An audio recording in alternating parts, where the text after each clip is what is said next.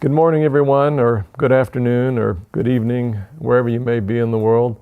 It's my pleasure to take just a few minutes and to share with you a little bit of the happenings at dōTERRA and maybe some of the things that'll be forthcoming here in the next several weeks as we deal with this global crisis. First and foremost, we recognize that people are being impacted around the world, and our hearts certainly go out to those who may have been directly impacted by this virus or who may even have lost loved ones. I'm grateful to say that our employees, of which we have about 3,600 at dōTERRA, none have been infected thus far, and we're thankful for that. We have around a total of 36 or 3,700 employees globally with dōTERRA. We're grateful that thus far we're not aware of any of them being infected by this virus. We are grateful to have products as well that bless our lives and help us in so many ways in times of crises like this. You know, I wanted to take just a minute and address another question that I've started to see appear. People ask, how viable is dōTERRA? And what does our future look like? And are you going to be able to continue to deliver products? Are you going to be able to continue to manufacture products? Do we have enough essential oils? How do we look from a financial standpoint? Just to summarize very, very quickly, from a financial perspective, dōTERRA is probably one of the most conservative and solid companies that you'll find. We've been preparing for this sort of a crisis or any other sort of an event for many years. And we are prepared to absorb different kinds of trials and difficulties that might come from something like this. I'll add, though, that I feel very fortunate that because of the industry we're in, because of the products that we have, perhaps dōTERRA has not been negatively impacted by this global event in any way from a financial standpoint. We are grateful for all of you and for the way that you continue to serve one another. Addressing our supply of essential oils, I think as all of you know, or many of you know, we have a most remarkable supply chain, employing upwards of 160,000 people around the world in the growing, producing, and distilling of our essential oils in various countries. We feel a huge commitment to these people as well. But fortunately, we are not slowing at all. We have a significant supply of essential oils that we've been building over the years. And so we don't foresee any shortage in manufacturing or any shortage or ability to send you these products. As many of you are aware, dōTERRA has a very powerful culture as well.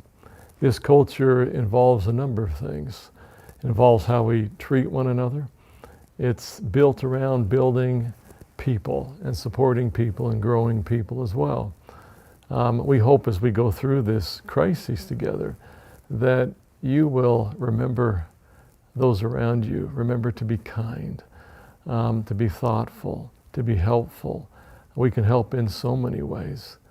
We hope that you won't succumb to some of the fears that seem to be gripping many. I want you to know that at dōTERRA we do not feel fearful.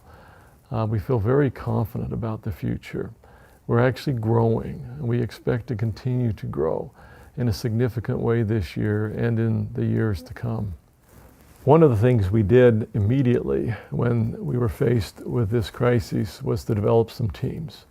These teams have been operating in a fantastic manner. Corey Lindley oversees one of these teams that involves people from all different parts of the company, and they work to react and to pivot very quickly to changes that happen on a daily and sometimes even an hourly basis. So thankful for how well they've been able to do. Also, Emily Wright and many of our marketing people also are moving ahead and trying to produce as quickly as possible some fantastic online education. This is something you'll continue to see more and more of coming out. We've had to cancel almost all of our events around the world. And we're quickly learning to be better and more effective at during a virtual kind of a training and education. So expect to see a lot more of this. Looking to the future, as I said earlier, we feel very, very fortunate to have many of the products that we have, to have the kind of a company we have where we look out for one another, to have products that are even helpful and very, very useful in this type of a crisis. As we look to the future, we think it looks very bright.